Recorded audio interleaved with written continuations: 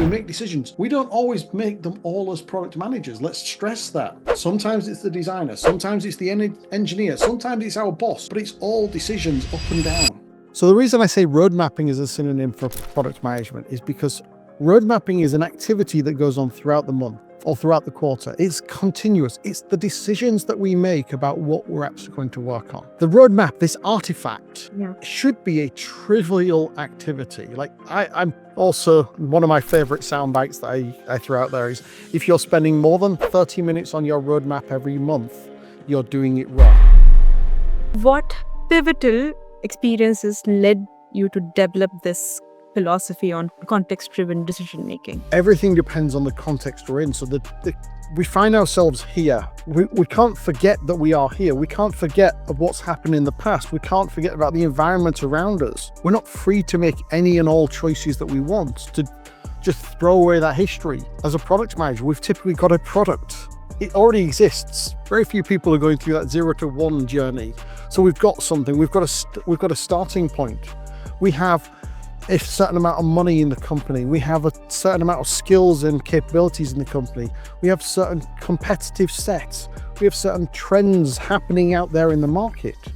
So the best decision we can make depends on combining all of those and a million other factors to try and find the best outcome for us. Welcome to the Priceless Conversations, the podcast where we navigate the art and science of product management, automation, AI, and pricing.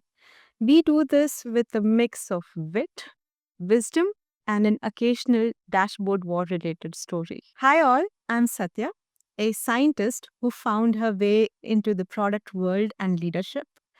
And yes, I still use research, data, and connect several dots to solve problems. Thanks, Satya. This is Amit, and I'm your co host uh, to the Priceless Conversations, where we explore art and science of product management through transformative ideas and authentic stories. I'm Amit, CPO, builder of dashboards, destroyer of unnecessary features, and yes, your guide through the weird, wonderful, and wildly frustrating world of product management. Bill, thank you so much for joining us. You have had a fantastic journey in product leadership, coaching, and now authoring, creating empowered product teams. How would you introduce yourself beyond your professional bio? Ooh, beyond my professional bio. Well, I'm a player turned coach. I'm a product geek at heart. I love product stuff. I mean, you can see there's a wall full of books behind me. That's what I do for fun. I read about product stuff. I learn about product stuff. I apply product stuff because that's what I enjoy doing. If I didn't enjoy doing it, I wouldn't do it. I'd do something else. So I just love helping product people kind of create that environment that helps them be successful. Like I distilled my mission a while ago into being about helping product leaders think, get that clarity, make decisions, drive out, I'll take action and then drive outcome. Because at its heart, I realized that all product work is about decisions. And therefore, we really need to understand how to do that better. Amazing. So you've been in the product world for a while, and you've coached 1,700 individuals, leaders, and about more than 115 companies. What challenges do you see across product teams, and how do you help them navigate those? Just to be clear, that's training beyond, that goes a little beyond coaching, maybe some of the less intense work. Oh, if I'd managed 1,700, I'd be very busy if it was coaching. But yes, I've helped a lot of people. What challenges do I see? One of the most fundamental things is I find that people look for simple answers. I was only talking to a CEO yesterday where I've spent some time with the team, with the organization to try and understand what's going on and what's going wrong at a fundamental level. And the hope is, oh, it's just the people. We'll just change the people and it'll fix it. But the reality is there's a whole host of systemic things, like how the team is set up, how their objectives are constructed, the strategy that's in place, the politics of the organization, the people to an extent, the processes that they apply. It's just this big, messy, tangled system. There are no easy options, no easy solutions, no silver bullets. And in fact, there's no perfect answer either. There's no perfect state to get to. It's like everything's a compromise, everything's a balance. That's why the answer that product managers always give is it depends. Because it depends on context. It depends on what's going on around us. Yeah, it depends upon the cultural aspects of it. And thanks for summarizing it well. So, Phil, in your recent talk at ACE conference or ACE conference, you focused on context driven decision making rather than universal best processes that product teams follow. What pivotal experiences led you to develop this philosophy on context driven decision making? Well, it comes down to what I said a second ago, really, of everything depends on the context we're in. So we find ourselves here. We can't forget that we are here. We can't forget of what's happened in the past. We can't forget about the environment around us. We're not free to make any and all choices that we want, to just throw away that history. As a product manager, we've typically got a product. It already exists. Very few people are going through that 0 to 1 journey. So we've got something. We've got a starting point. We have a certain amount of money in the company. We have a certain amount of skills and capabilities in the company. We have certain competitive sets. We have certain trends happening out there in the market. So the best decision we can make depends on combining all of those and a million other factors to try and find the best outcome for us. And ideally, have something a little bit spiky in there as well that's not trying to be just the medium or the average of everything. We're trying to find something that's going to make us stand out and be different and help us win in the market. Hopefully, the thing that we find that makes us different is through a unique insight that only we have, that our competitors don't have as well, and we can execute on it. Wow. Right. Well, that's so relevant. And yeah, OMG, I'm kind of loving what you speak already. I have been trying to focus things on bringing in that world one new wow feature and what would make them stand out as they build their product, as they launch newer features into newer geographies. So I know we're doing this just before Mind the Products. I know it'll go out afterwards, but you are going to love the talk by Nesreen on the stage this week because she's talking all about delight and that kind of how do we stand out. I know that's an area that she's very focused on. Yes, Nazreen's been very much into it. I think she's also speaking in PT Singapore, and yeah, I'm excited for her talk here. But I want to got me really interested. I want to come to Singapore. We'll talk about that another time. Yes, we should have you do an APAC tour. India, Singapore, Japan. Yes. Hope soon, yeah? Pardon? I said hopefully soon. Yes, September. We have recent time. We'll do that. And so coming back to our product and making these decisions, a lot of leaders talk about strategic thinking and bringing those high goals. But I have seen that you emphasize execution as a core piece of strategy. So how have you balanced between the two, especially in product operations where you're now focused a lot more onto those topics? So ultimately, I come back to there's various different versions of this quote. I think Henry Ford has said it, or Edison has said it. It's been said by Toyota. It's actually a traditional Japanese proverb, and I've heard it goes as far back as the Ming Dynasty in China, a version of it, of vision without execution is daydream. Execution without vision is nightmare. The two have to go together. If you can't execute a strategy, it's a bad strategy. Or probably not even a strategy. You need to be able to execute it. They have to go hand in hand because the whole point of strategy is to inform the execution, to inform the choices you make, the direction you go. And so we've got to be able to actually do it.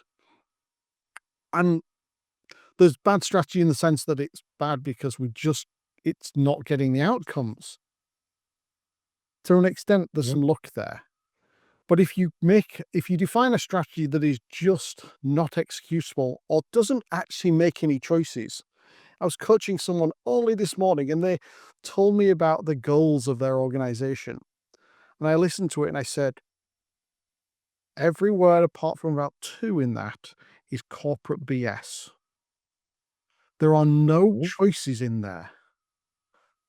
I found, in fact, when I re-listened to it, there was one choice, literally one choice in their entire goals, and it was hidden in amongst them.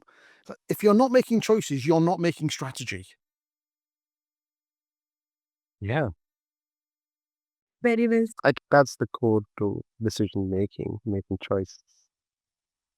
It's core to it's the core to all product work. As you know, I'm writing a book about product teams, and I believe that empowered product teams at the heart are about making decisions. But that journey started about a year ago when I decided to write about decision making, and the book was originally called It Depends because it was all about decision making. And then I read a book by Shane Parrish called Clear Thinking, and I realized he had written the book that I was trying to write, but he'd done it better than I probably ever would. And so I decided I needed to pivot. But in that book, he made a really clear statement that knowledge workers, the output of knowledge workers is to make decisions. Or the activity of knowledge workers is to make decisions, and the output is the decision. And it's like, that is so true. That is exactly what we do in product work. We make decisions. We don't always make them all as product managers. Let's stress that. Sometimes it's the designer, sometimes it's the engineer, sometimes it's our boss, but it's all decisions up and down. So, Absolutely. Yeah. okay, Phil. So then your upcoming book on creating empowered product teams, is it based on exactly this concept? Like how do we create organization with high impact who can make high impact decisions? Or what actually inspired you to write it once you started writing or you pivoted to writing this book? Yeah, so well, the first pivot was to realize that I wanted to write about all the product decisions that we have to make and how to make them. And I started essentially creating my version of David Bland's testing business ideas, but instead about decisions instead of experiments. Like, here's the entire catalog of all the decisions you should be thinking about making and how to approach them. I realized that was a really big book and a lot of work. So I put my business hat on and said, practically, I should do something smaller. And so I said, well, which part of this resonates with me the most? And actually, when I started the first book, It Depends, the other book I was considering writing was all about product teams. So I felt like I came all the way full circle back to my start, because teams and creating high performing teams, or as I used to call them, entrepreneurial product teams, is really the heart of my philosophy as well. And so I decided I'm going to zoom in on this particular part, but I probably at some point am going to go back and talk about goal setting and strategy and prioritization and so on. There'll be other parts of the series, but I decided to start with the team because I think it's an underserved element in terms of it's one of the biggest bets you make as a product organization. Where do I put my people? And yet we don't talk enough about how we make that choice. What really led you to choose this particular aspects of forming team? Is there any experience associated with that? Like, Well, I've built a number of teams over the years, and I actually find that probably in 50 to 75% of the coaching engagements I have, Mhm. it's a conversation I end up having with the product leaders. So we end up talking about, I'm thinking about reorganizing my team. How should I do that? And I've seen so many different patterns of how we can think about organizing, such as what's the cadence or speed at which a particular team needs to run. Yeah, we've got growth teams that run on sometimes hourly or daily experiments versus more feature-oriented teams that run on, say, weekly or monthly type deliveries. And I know the word a feature team is a negative connotation, but they're growing the feature set of the product, hopefully by driving outcomes. But then I was also working with a really deep tech organization recently, and they have 2 layers below this. If we could, with the feature teams, I put platform teams there as well. But below that, they have a productization team that is taking really deep research and turn it into something that scales and is executable.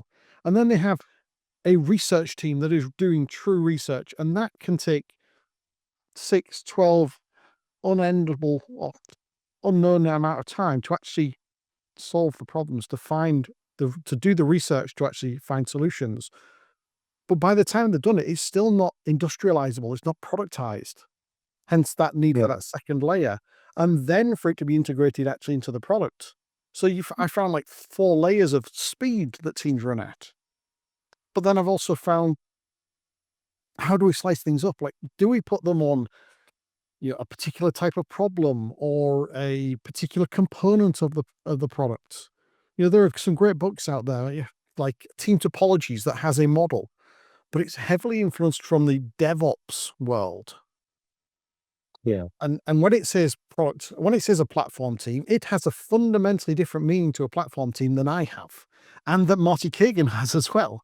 He would talk about experience and platform teams. But I've also come across rapid response teams that are there to help keep away the noise of fixing bugs and so on. Possibly a team that needs some of the best engineers in your organization because they need to be able to touch the entire code base. And yet it's probably not seen as the most sexy place for the engineers to be. Yes. In fact, one of the companies I consult now, they have a rapid response team, they have a product team, and they have a platform team.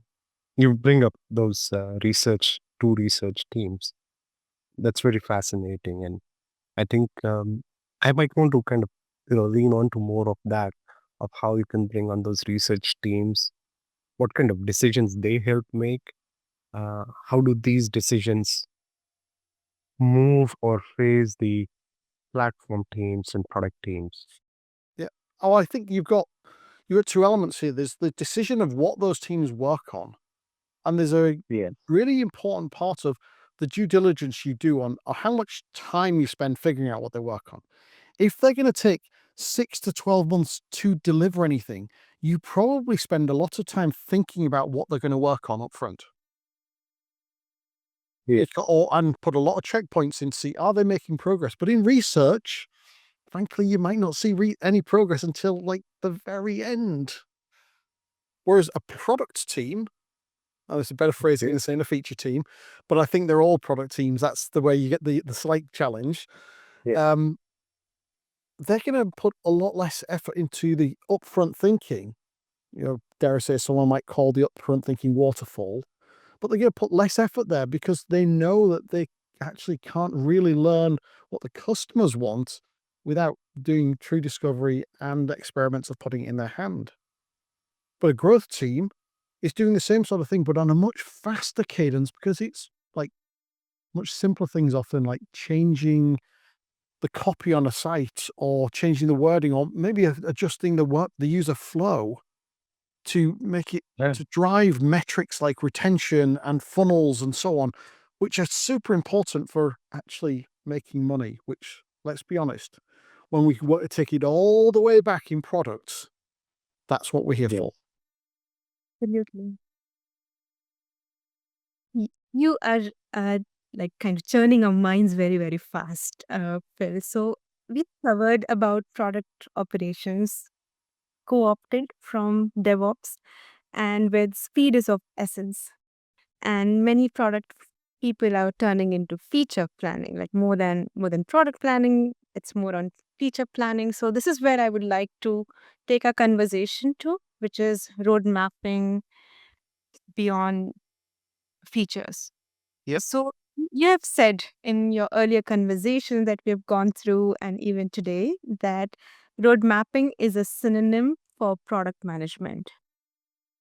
How should product teams reframe their thinking around roadmaps to make them more strategic or effective, according to you, Phil? Yeah. Yeah. So the reason I say road mapping is a synonym for product management is because road mapping is an activity that goes on throughout the month or throughout the quarter. It's continuous. It's the decisions that we make about what we're actually going to work on. The roadmap, this artifact, Yeah. should be a trivial activity. Like I'm also one of my favorite sound bites that I throw out there is if you're spending more than 30 minutes on your roadmap every month, you're doing it wrong. Because the reality is, if you're doing the road mapping, if you're making the decisions based on doing discovery, etc., then the roadmap is a non-event. It's like, okay, I know what I'm doing. I just need to update the artifact or I just need to update the tool. And that should be quick and easy because I already have made the choices. If I haven't made the choices and actually creating the roadmap is the thing that drives that, then that's the problem. We're taking it to a big bang thinking as opposed to the continuous activity of doing product work. And the roadmap itself is a communication and alignment tool. It's not, repeat, not a fixed plan. But if you put a delivery plan next to it, it can be they can look a bit similar. And they're complementary things. What we actually do is we ask the roadmap to do too many jobs. We look and say, they look a bit like each other. Why don't we just merge them into one thing? And that one thing is less for us to maintain. But so we've saved ourselves a little bit of effort because we've got one thing to maintain. But we've made it do the job only 10% as well, which means it's not effective. And so it's about recognizing that there are different jobs. And my co-host and I on my YouTube channel, Talking Roadmaps, we've developed a tool called the Roadmap Audience Canvas, which is essentially a persona. We've got a canvas for capturing a persona about your roadmap. And in there, Wow. we ask, what are the jobs to be done for that audience? So the senior execs, they care about something different to the engineers. And yet we expect to have one version of our roadmap that serves them all and gives them everything they ever want. I have a fundamental belief that there is one roadmap, but there are multiple views. Wow.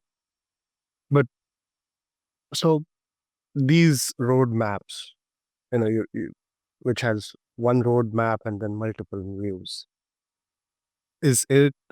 from where does it, on what border it does that, we are having multiple roadmaps? Because in practice, and you've said it multiple times that we want to tailor roadmaps to different audiences. How is this different from creating a view which is different versus creating separate roadmaps? And then this also means, because if you have one roadmap, then, there are varied needs with each of your executives have. Sales teams want a different view, developers and engineering teams want a different view, and then your executive management wants to have a long-term view. Yeah. Yeah. I typically have 5 different views at this point in my life. Okay.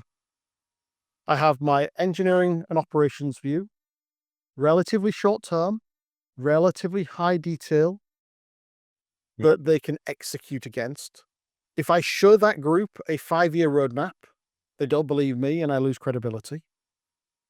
On the other hand, I have my executives, an internal audience again. If I show them that level of detail, they're going to pick it to pieces and try and get too much into the detail. It's a little bit like showing them a high fidelity prototype. You don't want to show an exec a high fidelity prototype because they complain about which color the buttons are when really you want to show them a concept. So actually showing them something rough or higher level tends to work better. But if I can't show them 5 years, in many cases, of where I think we're going to go, then we've got a problem. And one of my favorite examples was working with a CPTO recently, and his CEO said to him, "We need a roadmap." I said, "Great. What's your CEO mean by a roadmap?" And he looked at me and said, "It's a roadmap." "What do you mean? It's a roadmap?" I said, yes. But what's he using it for? What's its job for him? He was developing a roadmap, which was a really useful roadmap for the team, for the product directors, the product managers, the developers, the engineers, the data team, everyone. But he wasn't ultimately delivering on what the CEO needed. And so one of the things I've done over the years with Justin, my co-host, is we've run a load of essentially design sprints for your roadmap. A bunch of workshops where we do that. And in one of those, we use a technique called lightning demos, which comes from the design sprint. So I have mirror boards full of thousands of different roadmap visuals, different styles of them. And so what I did is I gave him a board with 20 or 30 different roadmap visuals and said, go and talk to the CEO and show him these and say, which work for you? What works for you? What's giving you the information you need? And he went in, he had that conversation. And after about 4 or 5, the CEO saying, well, that kind of does, that kind of doesn't, that doesn't. The CEO said, stop, hold on a second. I've got exactly what I want. It's in the investor deck from 2 years ago. Let me just go and get it. And he pulled it out.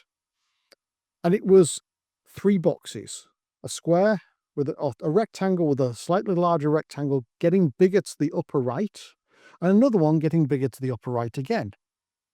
And I ended up calling this a territory diagram, because the content of it was saying, this is the territory we are occupying today, the capabilities we're delivering. The next layer out, this is the territory we're going after next. And the one after that is the territory we're going after. And so through that sort of process, through the lightning demos, through those conversations, we've actually derived 14 different visual styles of roadmaps. Oh my. And they sometimes fit different audiences. Like the territory diagram is in there. My personal favorite is one I call radial. It's concentric circles. And the reason I love it is because it doesn't go left to right. And in everyone's head, time goes left to right, or at least in the Western world. I know if I go to China, time goes the other direction. So we have to present slightly differently. But because it breaks that left to right timing, that simple mental model, people have to stop. It actually causes friction in the understanding. But that's a useful friction. It causes them to stop and read it and understand what it means. And I often, when I'm using that particular visual, I change the language from what's on my roadmap to what's on my radar. Oh, I see it coming. And for example, it's bigger on the outside than it is in the center. So in the center, the things we're actually doing, you can't put very much. The things that are on our radar that are further out that we are aware of, but won't necessarily do, there's more space for. And so it drives that sort of conversation. And it's about fulfilling the job to be done of that audience. That particular CEO, if I go all the way back to the territory diagram, he wanted to have a conversation with his investors about where they were and where they were going. Big macro level things, not the details of what features were going to be shipped. But the reality is that data should all be one data set. So that goes back to the one roadmap, multiple views. Sadly, I've not found a tool that does it all well for me yet. So I end up doing a lot of manual work. No two ways about it. Maybe at some point I'll build the right tool for that, but it's not there yet. So maybe this is a call out for the biggies, the tooling companies, that here's an opportunity for you. And here, maybe if people in Jira, AHA, are listening to this podcast, hey, reach out to Phil. He's got a lot I mean, of features. the patterns are now publicly available on the Talking Roadmaps website as well. We literally published them a week ago from when we're recording.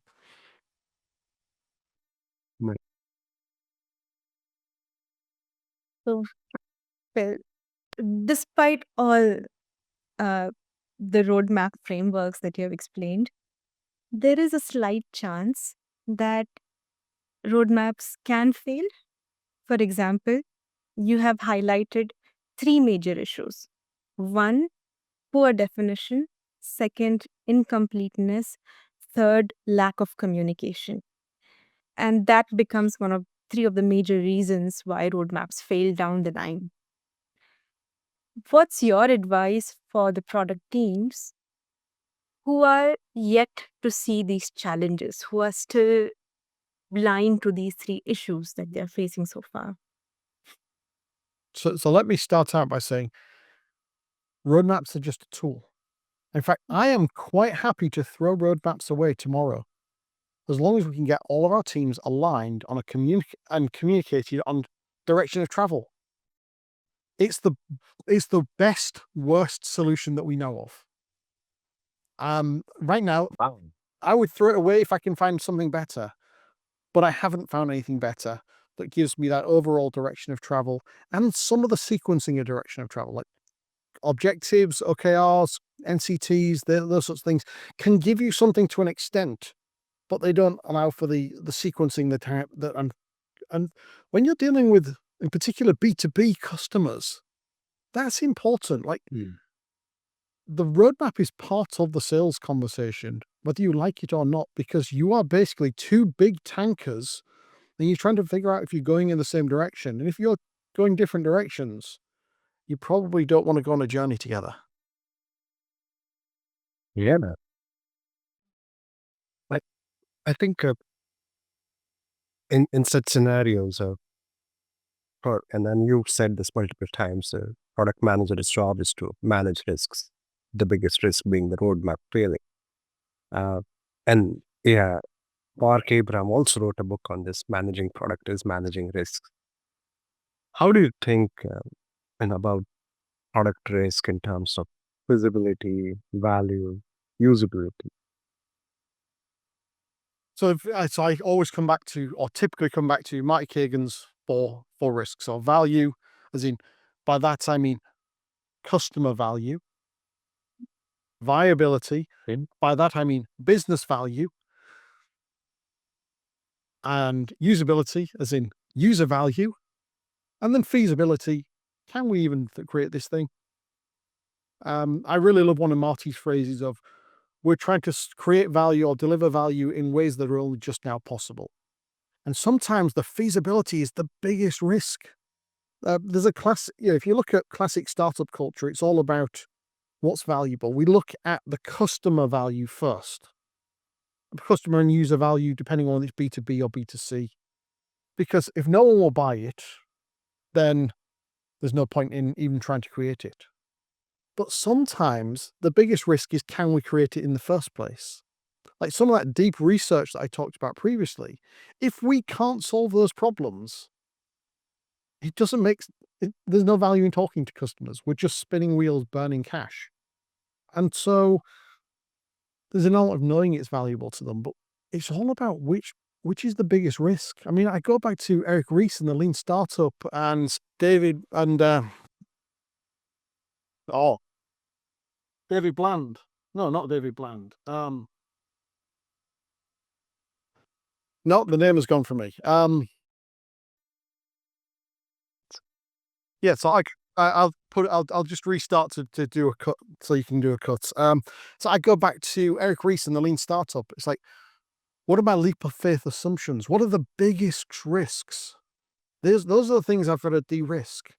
And discovery, this term that we all throw around in product management, that is our term for risk management. Fundamentally, that's what discovery is about. It's about taking out risk.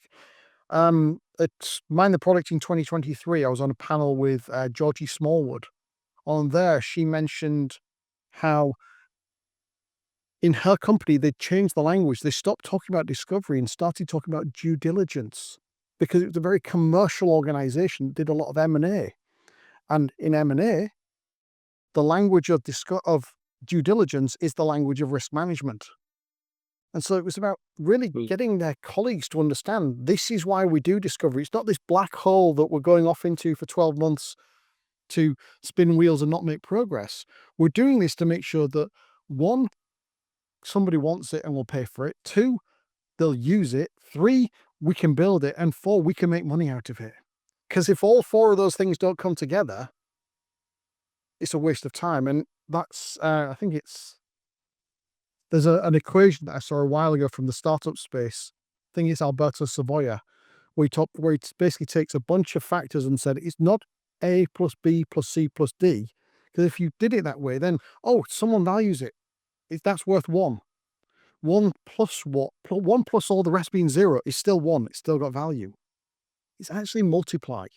If 1 times 0 times 0 times 0, all of a sudden it all zeroes out. So even if somebody wants it, if you can't build it, it's 0.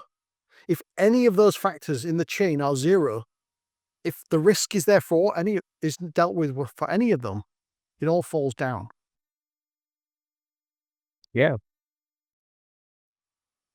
very nicely mentioned. I just moving on to a little bit of coaching now, because you've been doing that for a while, and this is more of a personal uh, guide. Uh, you emphasize coaching over directive management. And can you share a story where this approach transformed any teams or any struggling product team? Yeah, it's the fundamental part of my philosophy. Um, Yes. and it's actually the reason I'm a coach these days is because I realized in my leadership path, that's where I'd found myself. And maybe I'll tell a story of somebody else instead of me. My managing director, the day I was interviewed for my first job, I knew I wanted to work for him because halfway through the interview, he'd already decided he was hiring me and he'd spotted a knowledge gap. And he started filling that knowledge gap in the interview.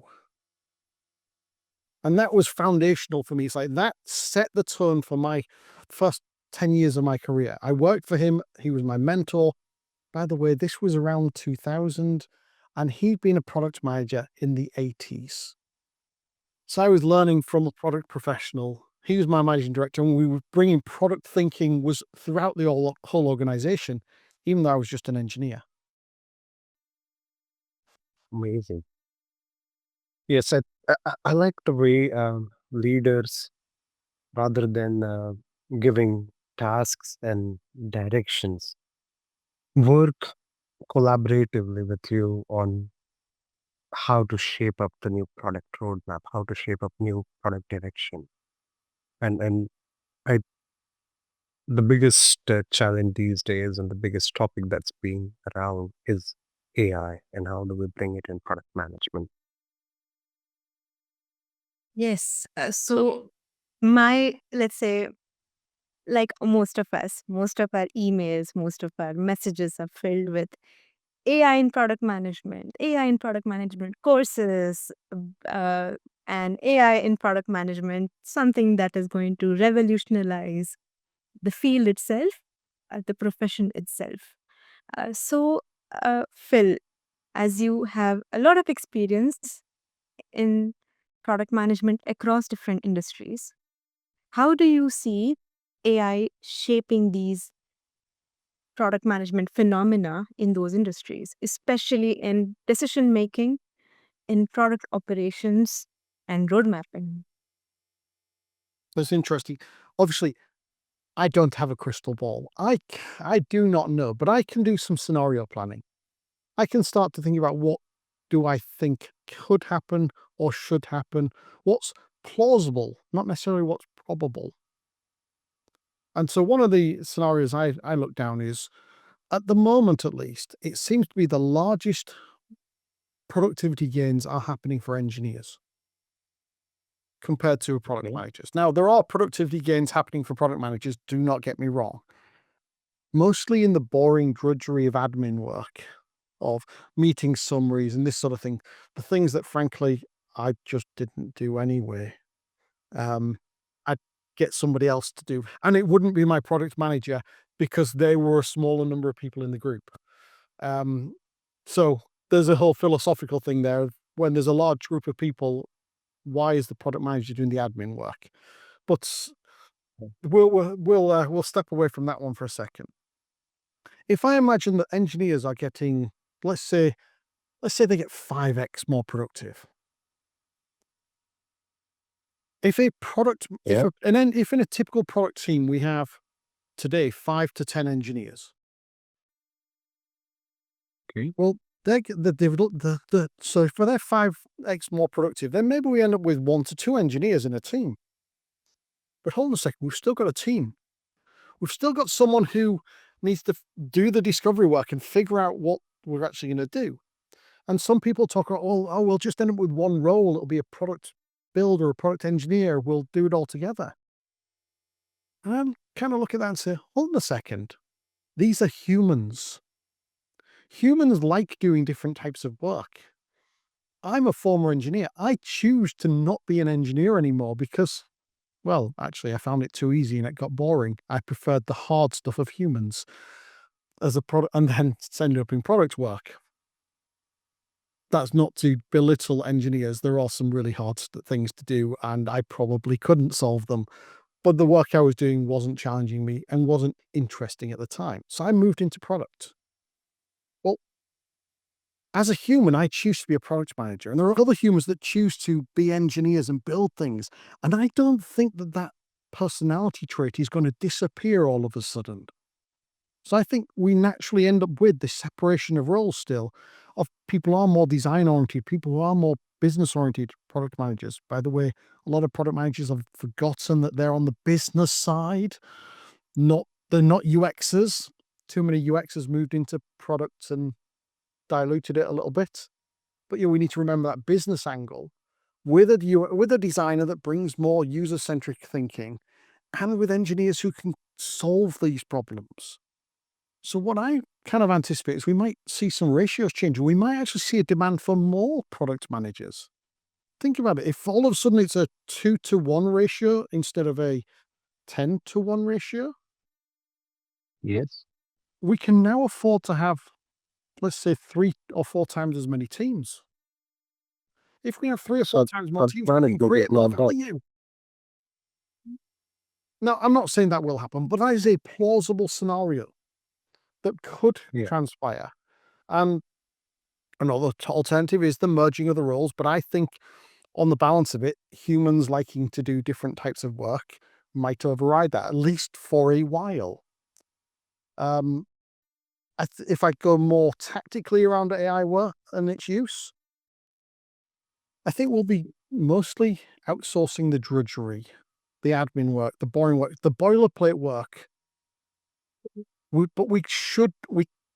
could, but we should not outsource the thinking and the decision making. At the end of the day, I think this is an IBM quote. A machine cannot be held responsible for a decision. A human can. So if you choose to let AI make a decision, it's still your decision because you, by proxy, delegated that choice. And so deciding where the level of decision or at least input goes from an AI tool to then get to the point where a human decides. Like right now, I use AI to save hours a day. It is a huge part of my work process. But I don't trust anything that comes out of it. I still have to check it. I still have to work through it. It works really well when you give it lots of information to then work with that information to get you things back that you can then work with, but use an experienced eye. And here's my really big challenge on AI. It's a talent challenge because right now there are a ton of senior product people out there and everyone's only hiring senior product people. There's 2 reasons there. One is they work with it, they can work with AI, they can do that work. The other one is because we've had a flattening of leadership levels. And that means that a leader can have less direct reports. We also have got more remote work. Well, senior people have learned how to work. They can work remotely. Junior people still need, like straight out of university, still need to figure that out. And so we've got a challenge for the future. I'm wondering, from knowledge work perspective, are we the Fortran engineers of our generation? Yeah. So we are better than that. I hope that you're and saying that address it. somebody who's programmed in Fortran, so 77, 97, both versions. Yeah. But the reality is there's a lot of really old white guys that are being paid a lot of money to do some Fortran programming in the banking sector because they're the only people who know how to do it. And are we going to find the same with knowledge work if we're not careful and don't manage our, bringing people in and getting them up to speed because of essentially a perfect storm of things combining? I think it will be more of integrity. So, as you said, senior people have that work ethic, which makes them, uh, they're able to work remotely in office with the same amount of productivity and maybe higher. Uh, the juniors need to learn more to be more productive, and this coaching to be in an office environment um, should not last longer, or you know coming to office for learning integrity or bringing your productivity high should not be the main reason. I think that's something wrong that's happening there. But let's remember we're humans, right? Humans haven't fundamentally changed in the last 100,000 years. We have Okay.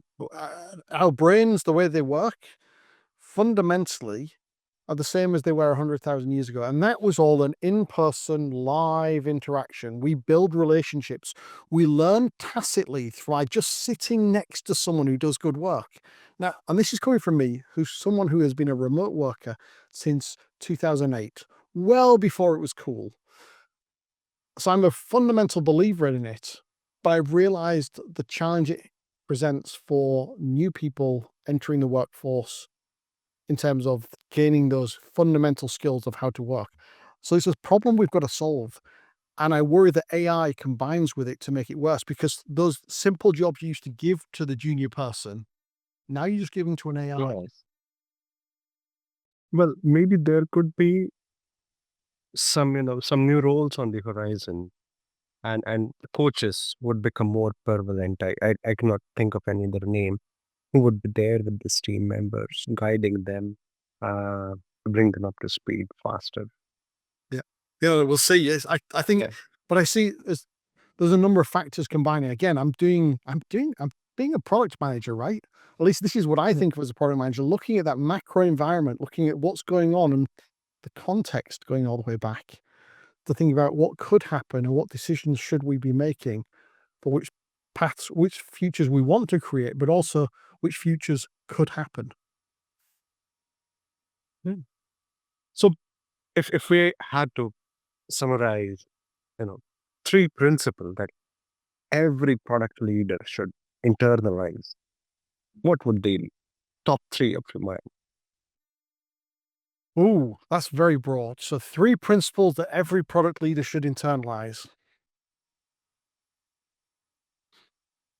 Intentionality,